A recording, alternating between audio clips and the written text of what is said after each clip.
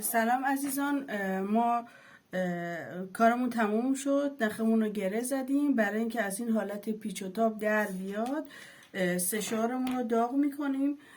بعد از اینکه مطمئن شدیم گرم شده شروع به سشوار کردن گیرم.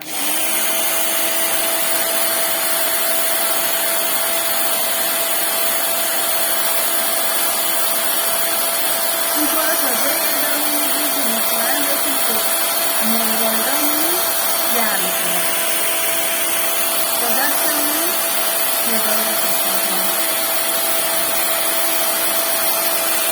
سشوار رو خاموش میکنیم و یک جسم سنگین اگه اتو باشه خیلی بهتره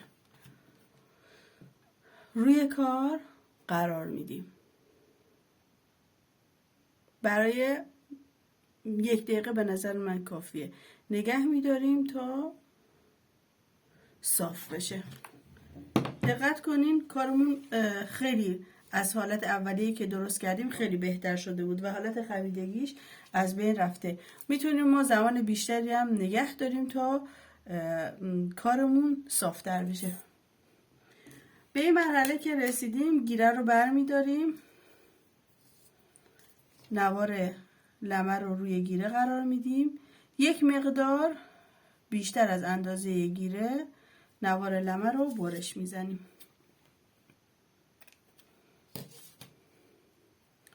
چسب E8000 دوستان، من گفتم از چسب E8000 استفاده کنیم. معمولا از چسب حرارتی استفاده میکنن. چسب حرارتی همونطور که خیلی سریع میچسبه بلافاصله هم سریع جدا میشه و کار با کیفیتی به شما ارائه نمیده. چسب رو روی گیره میریزیم و نوار لمه رو روش قرار میدیم.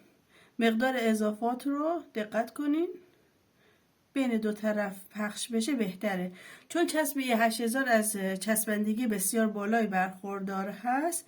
به شما دوستان پیشنهاد میکنم که حتما از کرم نرم کننده برای دستاتون استفاده کنین تا صدمه نبینه.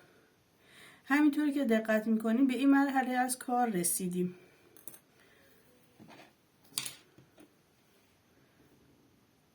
اون رو با دستمون باید نگه داریم تا تکون نخوره.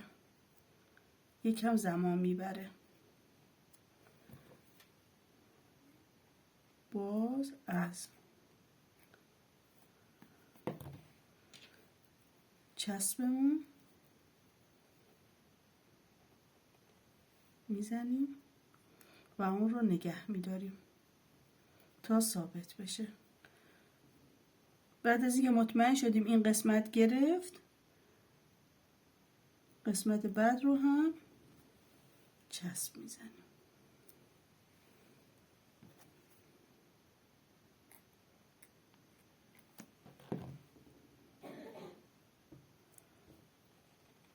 این کار رو یکم زمان میبره ولی کن باید حوصله به خرج بدیم. مطمئن باشیم بعد از اینکه ثابت شد به هیچ عنوان گیره جدا نمیشه مگر اینکه خودتون با دستتون محکم اون رو از جا جدا کنید. یکم زمان میبره. این هم کار آماده شده ماست. دوستان عزیز میتونید انتهای کار رو لبه های لمه رو با فندک یکم حرارت بدین تا اضافات کار جمع بشه. امیدوارم از این آموزش لذت ببرید و منتظر آموزش های بعدی من باشید.